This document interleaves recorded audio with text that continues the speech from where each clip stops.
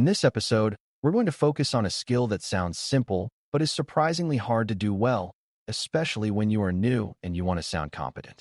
You can have a solid analysis and a clear story, but if you communicate confidence poorly, your audience may either ignore you because you sound uncertain or overreact because you sound more certain than the evidence really supports. Stating confidence and uncertainty is not about hedging, and it is not about protecting yourself with vague language. It is about giving the listener a calibrated understanding of how strong the evidence is, how stable your conclusions are, and what could change your view. When you do this well, you build trust because people can see that your conclusions are anchored in evidence and that you are honest about the limits. This is a professional skill because it directly affects decisions, and decisions are where intelligence has real consequences. Before we continue, a quick note. This audio course is a companion to our course companion books. The first book is about the exam and provides detailed information on how to pass it best. The second book is a Kindle-only ebook that contains 1,000 flashcards that can be used on your mobile device or Kindle. Check them both out at cyber.author.me in the Bare Metal Study Guide series. A helpful starting point is to understand why uncertainty is normal in threat intelligence, because beginners often treat uncertainty as failure. In many cases, you do not get perfect visibility, and you may be working from partial telemetry, incomplete reporting, or artifacts that have multiple plausible explanations. Attackers also adapt, reuse infrastructure, and deliberately create ambiguity, which means some questions cannot be answered with certainty on the timeline stakeholders want. The job is not to pretend certainty exists. The job is to reduce uncertainty and to communicate what remains. When you accept that reality, confident statements stop feeling like apologies and start feeling like part of the product. A mature analyst does not hide uncertainty because hidden uncertainty becomes surprise later, and surprise erodes trust. Clear uncertainty, on the other hand, lets leaders make decisions with eyes open. To state confidence well, you first need to be clear about the difference between the strength of evidence and the importance of a conclusion. Beginners sometimes confuse these and speak confidently because the issue feels serious. Severity and certainty are different axes. Something can be high impact but low confidence, meaning it could be serious if true, but the evidence is not strong enough to treat it as a fact. Something can also be low impact but high confidence, meaning you are sure it happened, but it does not matter much to decisions. When you communicate, you want to separate these ideas so the audience does not assume that urgent tone equals proven reality. This is one of the most common ways analysis misleads without intending to. Calibrated confidence means your certainty comes from evidence quality and corroboration, not from how much you care about the outcome. A professional confidence statement is grounded in specific reasons, not in vague feelings. If you say you have high confidence, the listener should be able to infer that you have multiple independent sources, direct observations, and consistent patterns that converge on the same conclusion. If you say medium confidence, the listener should assume that some evidence aligns but key gaps remain, or that the evidence is partly indirect.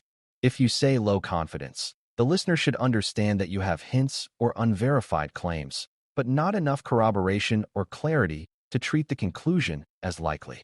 You do not need to turn this into a rigid scoring system, but you do need to be consistent in how you use the terms. Consistency is what allows stakeholders to learn your language over time and to interpret your assessments correctly. Without consistency, confidence words become meaningless decoration. It also helps to anchor confidence in what you observed versus what you inferred, because that structure makes your reasoning clearer. Observations can often be stated with higher confidence, especially when they come from reliable internal telemetry or well-validated artifacts. Inferences, like attributing intent or linking activity to a specific actor, often deserve lower confidence unless evidence is unusually strong. Beginners often feel pressure to provide attribution and intent, but these are among the hardest claims to support. A professional approach is to be comfortable saying, "We observe this behavior with high confidence, and it suggests this explanation with medium confidence, and we have low confidence about attribution at this time." That kind of layered confidence is honest and useful because it tells the listener exactly where the certainty stops. It also helps guide next steps because you can focus collection on the layers with lower confidence. Uncertainty becomes more professional when you express it as specific unknowns rather than as general doubt. General doubt sounds like you are unsure about everything, which can make stakeholders tune out.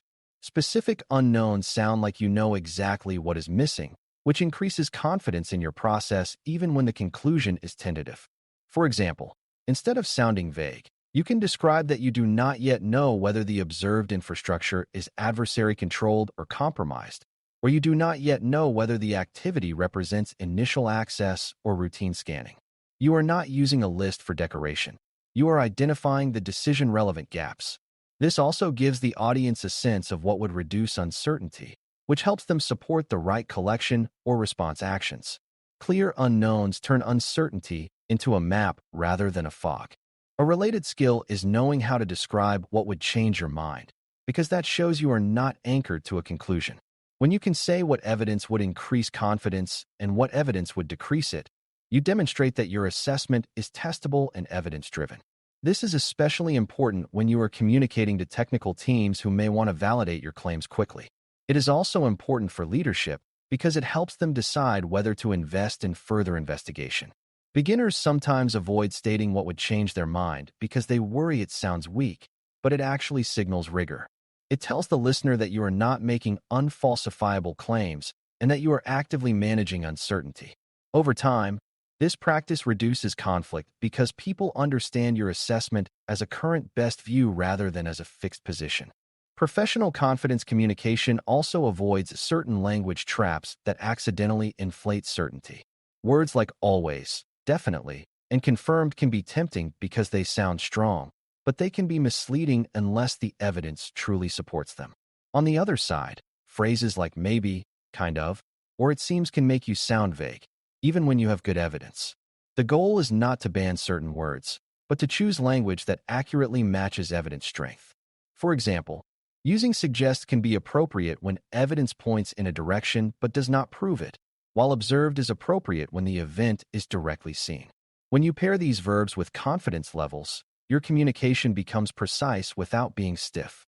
Precision is what helps the audience act correctly, because they can tell whether you are describing fact, inference, or speculation. Another area where professionals stand out is how they handle uncertainty in a synthesized story, especially when the story involves multiple sources with different quality.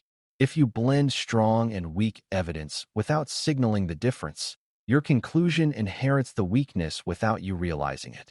A disciplined approach keeps the strongest evidence at the center and treats weaker evidence as peripheral support that might be wrong. This is also where you avoid the mistake of using weak evidence to justify strong recommendations. You can still recommend cautious actions under uncertainty, but you should frame them as risk-based decisions rather than as responses to proven facts. For example, you might choose to increase monitoring because the potential impact is high, even if confidence in the threat is only medium. That recommendation can be perfectly rational, but it is rational because you separated risk and confidence in your language. It is also important to match confidence communication to the audience, because different listeners need different levels of detail. A technical team may want to know what evidence supports a confidence level, what sources corroborate it, and what artifacts were observed. A leadership audience may want to know what you believe, how confident you are, why it matters, and what decision you recommend. In both cases, clarity about confidence prevents misinterpretation, but the packaging changes. Beginners sometimes default to one style, either overly technical or overly vague, because they are not sure how to translate. A professional approach keeps the confidence calibration consistent while adjusting the explanation depth. This makes your output versatile and reduces the chance that your message will be distorted when passed along. A subtle but valuable skill is to avoid false precision, because it can create an illusion of certainty. Saying you are 73% confident can sound scientific, but unless you have a rigorous method behind it, it is usually just a guess with extra math costume. Most audiences interpret numbers as stronger than words, so you should be careful about using numeric confidence unless your environment has defined standards. Using clear qualitative levels with explained reasons is often better because it keeps focus on evidence quality and gaps. False precision can also distract you from the real work, which is improving the evidence base. A mature analyst is comfortable being specific about what is missing without pretending they can quantify uncertainty perfectly. Honesty about uncertainty is more trustworthy than decorative precision. As we bring this together, the goal is to make confidence and uncertainty part of your normal analytic rhythm rather than an awkward add-on at the end. When you collect, you should already be thinking about which sources are reliable and which claims are weak. When you analyze, you should be separating observation from inference and looking for corroboration that legitimately raises confidence. When you synthesize, you should be building a story that reflects evidence strength and does not hide contradictions.